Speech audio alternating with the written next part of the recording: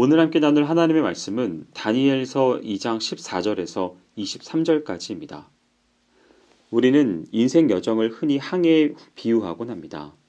이는 배를 타고 바다를 돌아다니다 보면 종종 원치 아니하는 폭풍을 당해 위기 상황에 처하기 일쑤이듯 인생 여정에도 뜻하지 아니한 위기가 무수히 닥치곤 하기 때문입니다.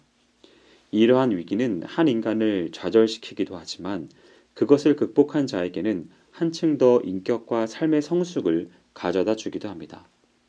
본문에는 바로 이 같은 위기를 지혜롭게 잘 극복한 위대한 신앙의 인물이 소개되어 있습니다. 바로 그는 당시 근동 지역의 패권을 장악한 바벨론 제국의 한낱 식민지의 포로민에 지나지 않으면서도 절대 권력을 지닌 바벨론 왕 느부갓네살을 두려워하지 않는 신앙의 행동으로 자신은 물론 다른 사람들까지도 죽음의 위기에서 구해낸 기도의 인물 다니엘입니다.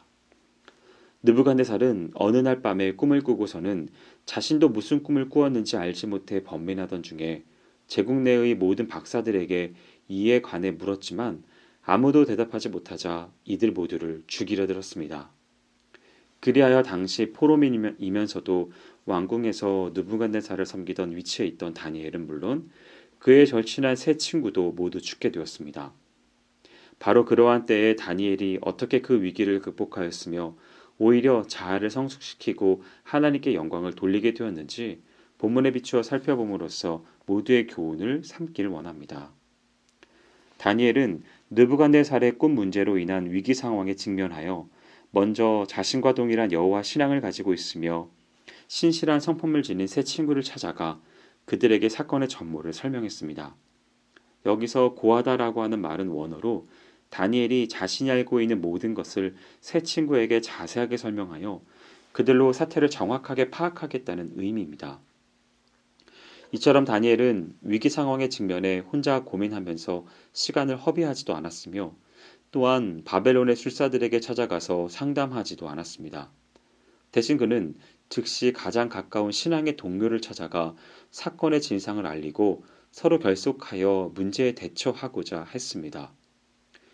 위기에 처했을 때 인간적인 자구책을 강구하기 위해 동분서주하거나 임시적인 방편으로 위기를 모면하려는 행동은 결코 신앙인의 바람직한 자세가 아닙니다.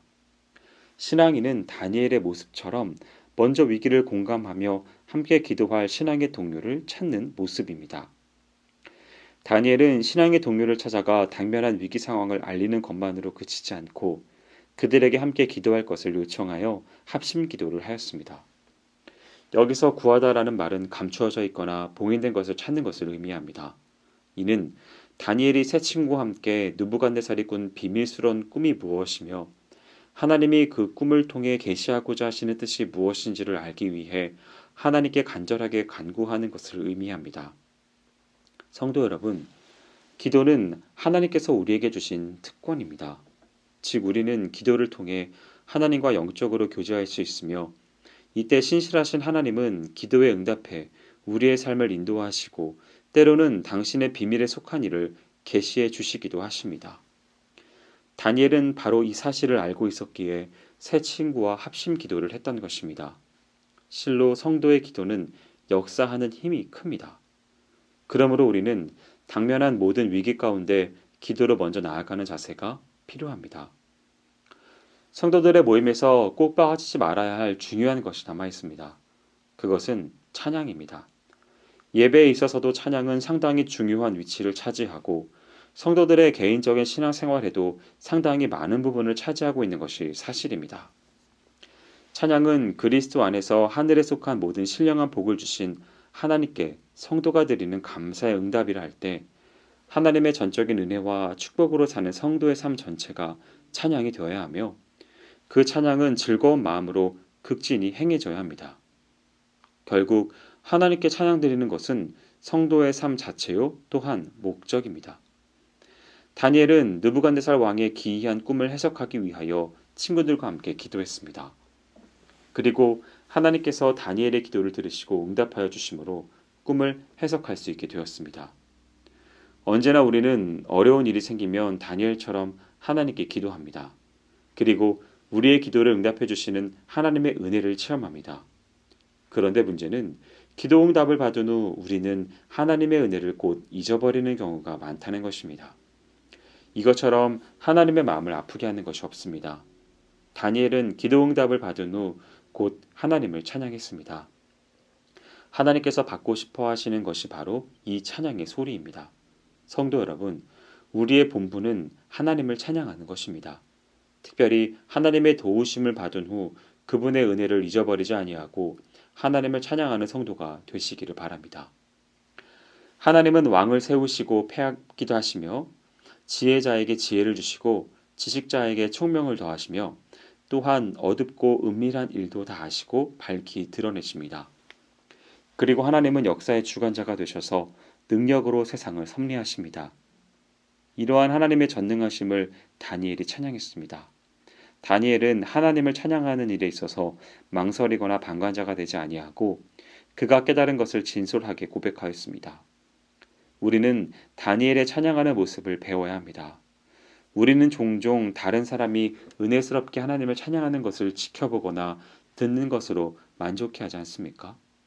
성도 여러분, 하나님은 하나님의 전능하심을 바로 깨닫고 찬양하는 여러분을 통해서 세상에 널리 알려지기를 원하십니다. 다니엘은 입으로만 찬양하지 않았습니다. 그는 세상에 하나님의 은밀한 것을 드러내고 하나님의 유일한 참 신인 것을 알리기 위해서 왕 앞에 담대히 나아갔습니다.